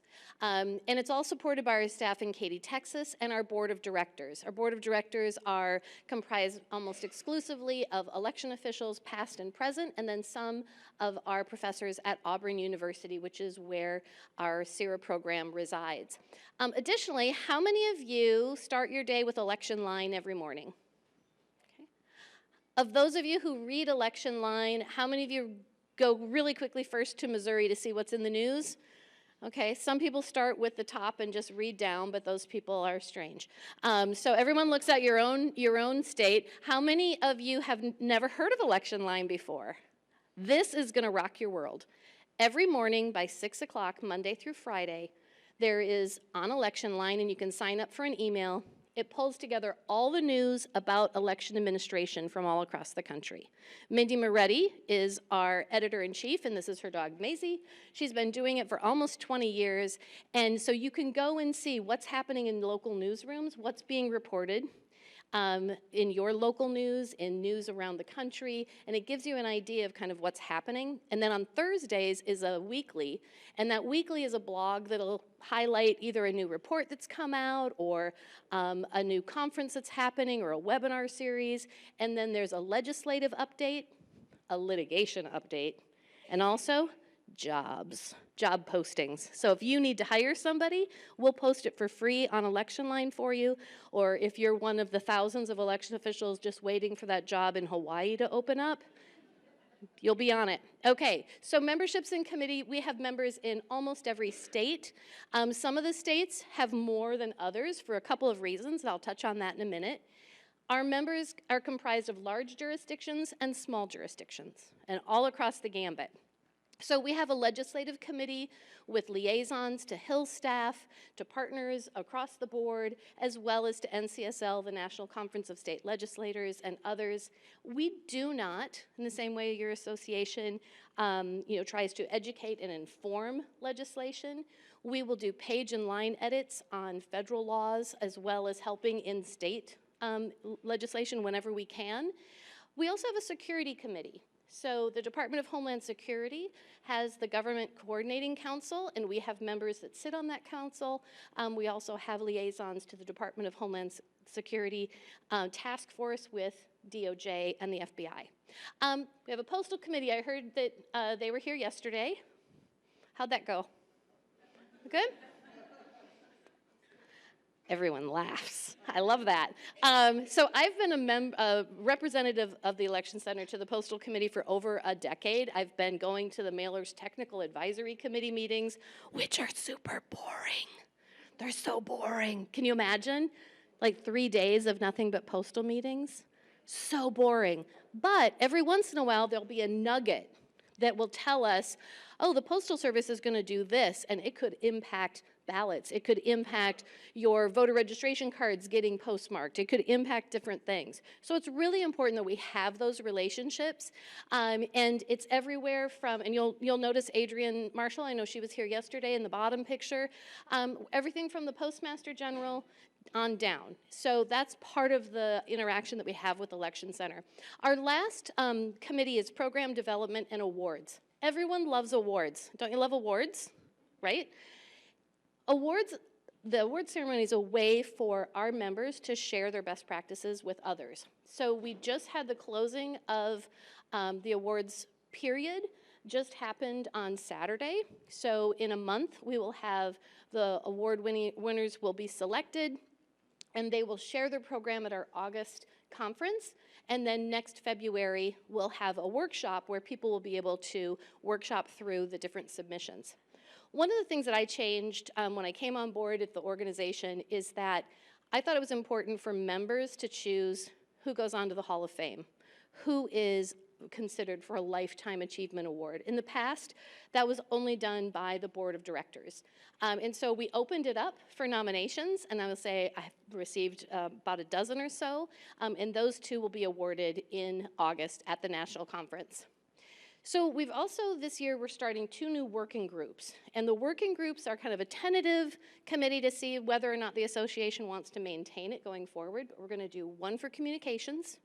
So if you're a large jurisdiction and you have a PIO or you have comm staff, you can send them to the working group. If you're someone who, when something happens and the television camera is suddenly on you, or the radio producer has their microphone in your face, you can join as well. And then we have one that I'm referring to as the Tech Geeks.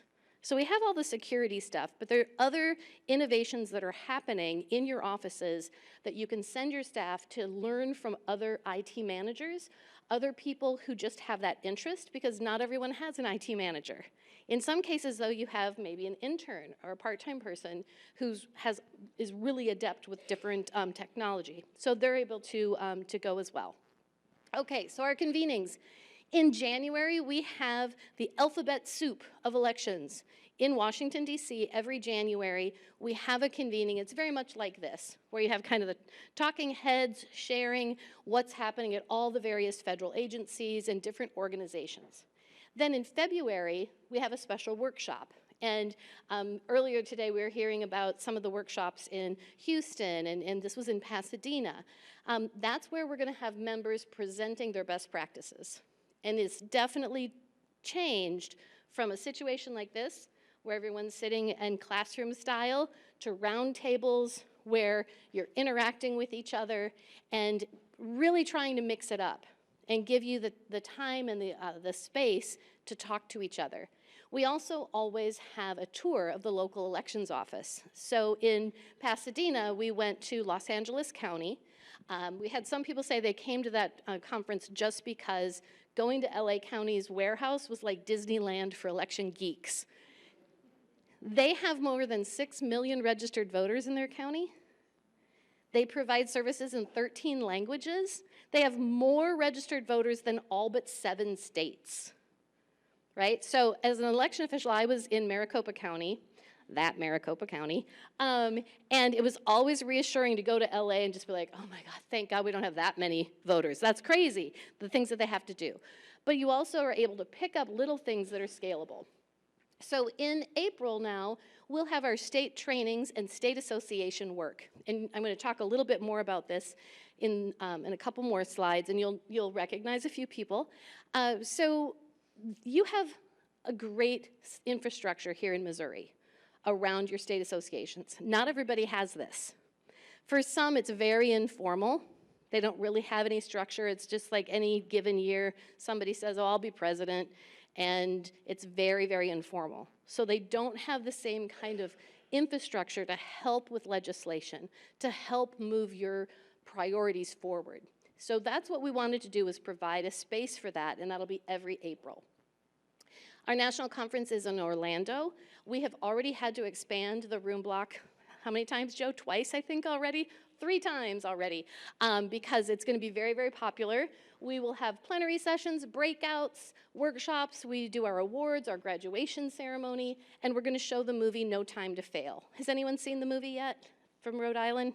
It's a great movie about election administrators on the night of the election, or during the 2020 election period.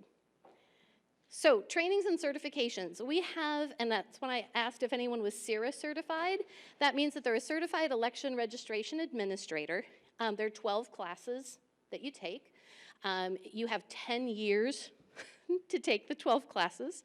When I first started, it was taking people 10 years because they only offered 1 or 2 classes a year. But now we are offering all the classes every year online. And we also have them where they're being offered at least 1, 2, and in some cases 3 times in person in a year. So you can get certified much more quickly. If you've tried to get online and haven't been able to, tickets those classes are filling out faster than Taylor Swift tickets are sold. Sometimes the classes are filling up in less than 10 minutes, and it's part of the reason why Joe and I weren't able to join you here yesterday. We were working on expanding that capacity so we can get more people into those classes. So there's 12 different classes. Typically you have election officials from all across the country, and it's really helpful to learn how they're doing it in other places. One, because you can learn how to maybe improve your own practice. And these are very practical solutions that you can take back.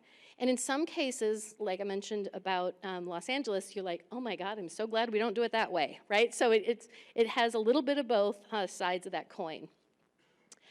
Now, the other requirement for graduation is that you have the classes and then you have to attend 2 workshops or conferences. Your state association, this urban board meeting, this would qualify for that criteria. So we now have more than 1,400 CIRA certified graduates in the country. One of the things that's interesting, you were talking about salary increases. The state of Louisiana tied it to being certified. So if you're a certified CIRA election official and you maintain your certification in Louisiana, you get a 7% salary increase. So others are like, well, And it also, one of the reasons why election officials liked that is because it justified their travel. Because sometimes it's hard, right? You want to go to a conference, you want to attend these things, but you're restricted because of the resources you have available. So if it's mandatory or if it's incentivized in your state statutes, that can help. So this year we plan to see our biggest graduating class will be close to 100, maybe even a little more. And we've also been focusing on our state-based work. So Election Center offers an REO program. And if the state of Missouri, if the association wanted to offer this program, we have 8 different classes We take care of teaching all of it. We do the registration for you. And then the state association can decide whether or not they want to offer that. Currently, we do it in California, Texas, Idaho, are the 3 states we're currently active in, and they've been doing it for quite some time.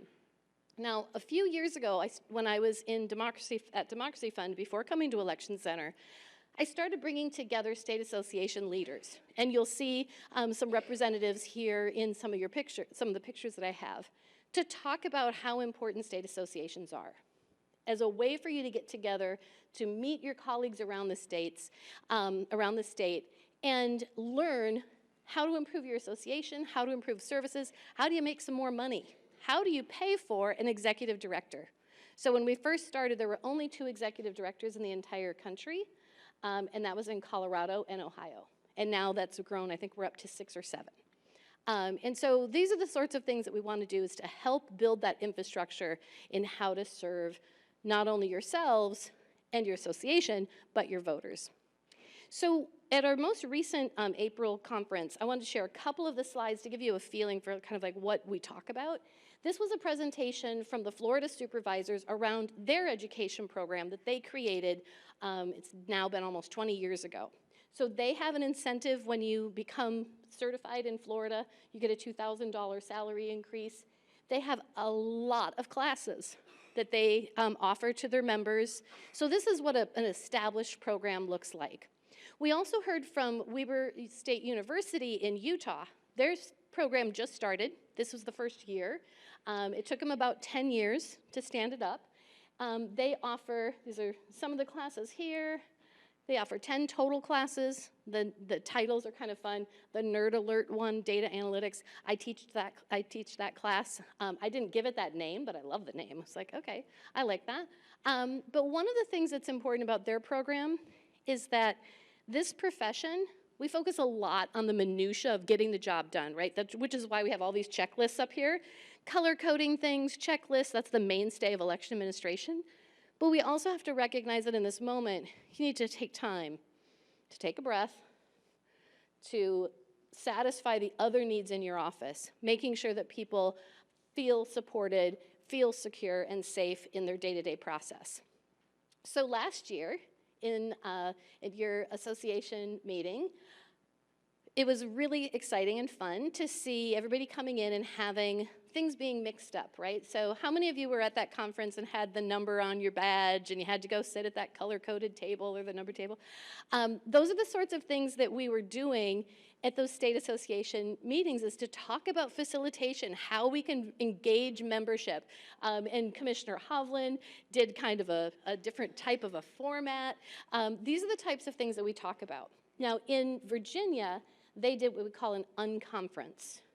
Has anyone ever been to a conference or a meeting that had no agenda? If you were to go to a conference or a meeting that had no agenda, how many would be really uncomfortable with that, right? This is what they did for part of their conference in Virginia. There was no agenda. Everyone coming there, though, you're coming with an agenda. You want to know about, okay, how are you doing ballot on demand and early voting? How are you training poll workers that are being hired in the last days of the election cycle? How are you fill in the blank? So everybody that goes to the session writes down what they want to talk about, what they want to learn, what they want to know, and then they stand up and you can see the little tags and they'll say, okay, at table B, we're going to talk about ballot on demand printing. At table F, we're going to talk about, how I pay my poll workers on election day. Some places do that. Does anyone here pay their poll workers on election day? Yeah, that's a rarity, but there's people that are doing it. So those are some of the things that we're talking about at the conferences. I want to talk briefly before I wrap up on some of the trends in election administration. So in addition, and part of the reason why this training and convening is so important is that we know, and this is the urban county meeting, but I know there are a lot of new people here from smaller jurisdictions. In this country, 75% of the nation's voters are served by 8% of our election offices. And 8% of our election offices are serving 75% of the nation's voters. So when you talk about the tensions between the large jurisdiction, here we are in St. Louis, and other offices, there's some real variation there in how your offices work sometimes, the resources you have, all of the other things you do, because more than a third of our offices in this country, election offices, don't have a full-time employee. Now, it was mentioned before about how can you tell your story well, and these slides are from a study that was done through Democracy Fund and Reed College, and it divides it up by a number of registered voters and how many full-time employees you have. So no matter what size your office or how many voters you serve, if it's 0 to 5,000, you can look and see, okay, I know it's just me. I'm the only one. Is that what it looks like around the country? Or am I an outlier and I should be able to use this chart to say, you know what, a similar size office in other states across the country, they have 3 people to help them out. So you can leverage some of these graphics. Another piece is there was a lot of talk about FOIA. So what this chart is showing, at the top are the largest jurisdictions, in the middle are medium-sized jurisdictions, and down at the bottom are smaller jurisdictions, 5 to 10,000 or less. This is looking at workload and whether or not it's manageable, election workload. So the largest jurisdictions at the top over time have said it's pretty manageable. We've got staff, we've got the resources, we can handle it. The medium-sized ones, around 2019, 2020, it started kicking up, but they've been able to maintain it. The big impact are the smaller jurisdictions. The workload is increased dramatically, and it's not going away. And most of that is because of those FOIA requests. So this is another chart you can use to say, look, this workload is no longer what it used to be. This job is not what it used to be. And we know that 1 in 4 election officials have experienced abuse, harassment, what have you. It's almost exclusively partisan or politically based, not on what your political party is, because it's happening to political representatives of every ilk that are election officials. Doesn't matter if you're a longtime, lifelong Republican, Democrat, independent, non-party, it doesn't matter. You're still getting that same kind of pressure. So that's why we know many people have left the field, many more will be leaving before next year, and why this training and everything is so important.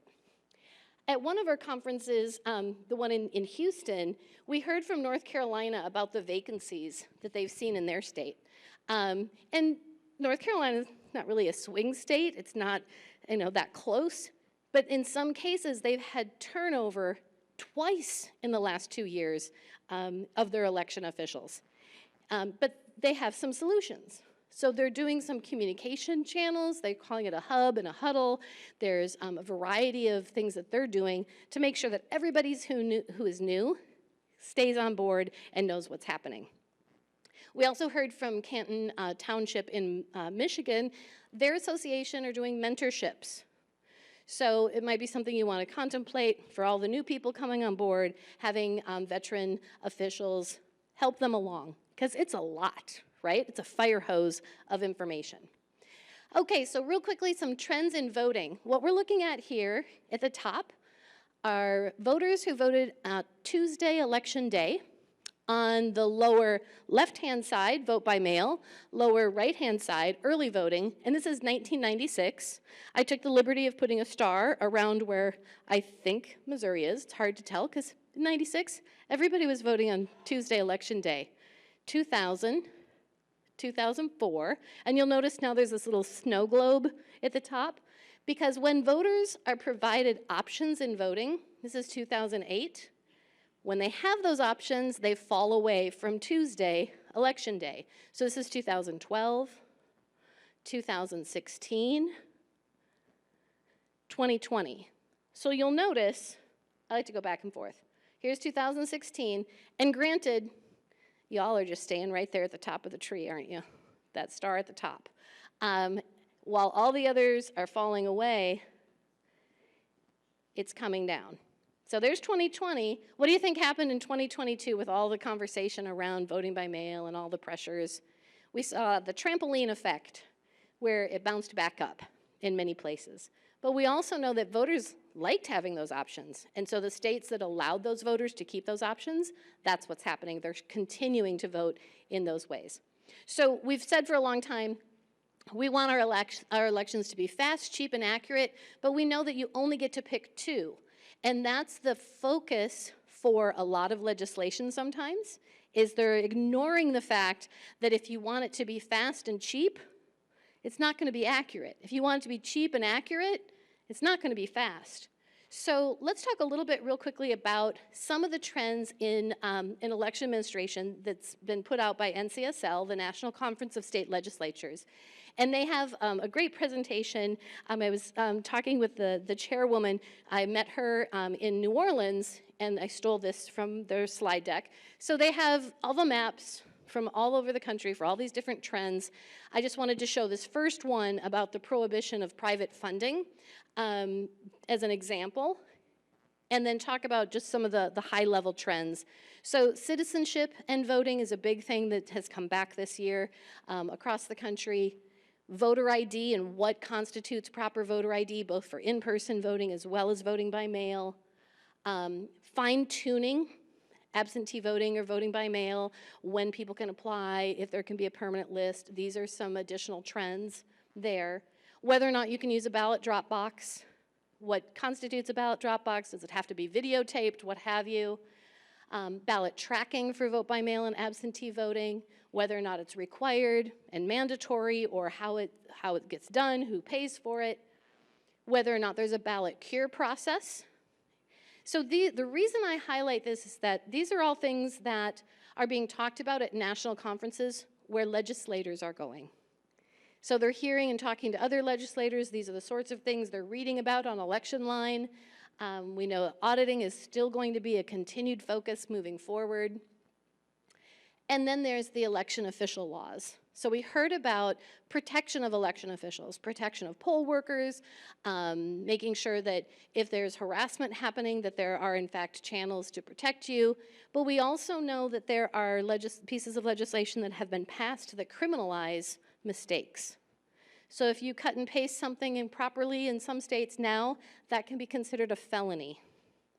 And that's crazy, right? Because we're all people. People make mistakes. So we want to make sure that the laws around election officials are there to protect you, to make sure that the information is getting done properly, but to not have it be an opportunity to attack the profession.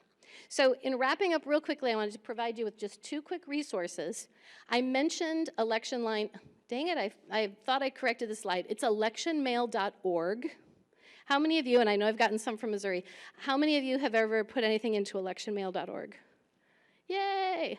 So what this is if you have a problem and you're trying to get it resolved locally and your local postmaster doesn't return your call, your local postmaster ignores your emails, your local postmaster says they have no idea what the solution is, you can put it into electionmail.org. The report goes directly into the United States Postal Service's resolution tracking system, and Adrian Marshall gets it, and I get it. And when I get it, I look at it and I say, okay, what is the deal with this? Is it just, this looks like a one-off thing, or is this a problem? Do any of you get your mail that goes through, and I'm going to mispronounce it, Olathe, Kansas? They had some issues at that post office. They've had it for a while. So I keep getting reports from there. So that's the thing I mentioned to Adrienne yesterday, forwarded her report from that postal service, from that particular postal processing plant, and they're then able to divert attention and resources to remedy it. So it's a great resource for you to leverage and use for a wide variety of reasons. If you have stuff coming back that it's undeliverable as addressed, and you know it's a good address, put it into electionmail.org. If you're getting those yellow Nixie stickers and you can't read them, they're illegible, right? Put it into electionmail.org. You also, if you're still using those yellow stickers, you're going to want to look at ACS, which is Address Correction Service. You can get all that data electronically. Instead of paying someone to read the yellow sticker and key it in, you can get it as a data feed. It's called ACS, and your local election mail specialist can help you with that. And then also, we have the new journal, which is from the Institute for Election Administration, Research and Practice, which is the partnership we have with Auburn University. And we have a new journal. It's out on the Election Center's website. If you have something that you're working on, maybe in tandem or collaboration with your local university or community college or someone else that you're working on a paper about some of your practices, this is a great opportunity for publication. It's free and has all sorts of great information. And then the very last thing, one of the top things that I brought today, and please take as many of these back to your office as you want, is that Election Center has for years had this code of conduct and principles of the profession. When I was an election official in Arizona, I had 2 of these framed on my office, in my office wall, because it's front and back, as a reminder of all the work that we do and how important the job is and how seriously we all take it. Because there are going to be people that are going to think that this is, you don't know what you're doing, or you have other ulterior motives. This is a way to come back to what are the ethics of our profession. Because we have to remember that without you all, we have no democracy. Without a democracy, we do not have a functioning government. Without all of the work that you put in every day, and it's not necessarily the most glamorous work, right? It used to be we toiled away in obscurity and nobody was caring about elections. They care about elections now. We just want to make sure that their motivations are accurate and that we have what you all need to do your jobs effectively. So we have an ethics committee. We're reviewing whether or not these core values in this moment, do we need to double down on some of them and maybe tweak the language on others. So with that, this is my contact information, Joe's contact information, my Twitter handle, because I'm addicted to Twitter. It's like I wish I could quit it, but I can't. So I do try and put up flower pictures every day just for a sanity check.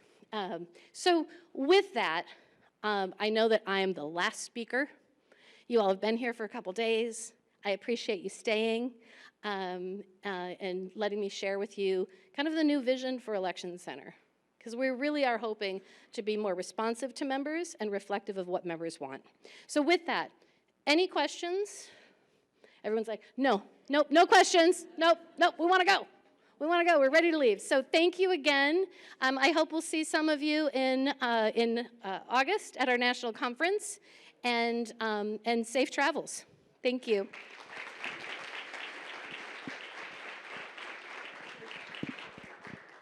Thank you. You. Just wanted to say thank you to everybody who came to the conference. We appreciate your support, and hopefully you all had a good time and got lots of information. Your certificates are at the registration table where you first came in and got your goodie bags and registered. Everyone will have a certificate to pick up on the way out. Thank you. Thank you.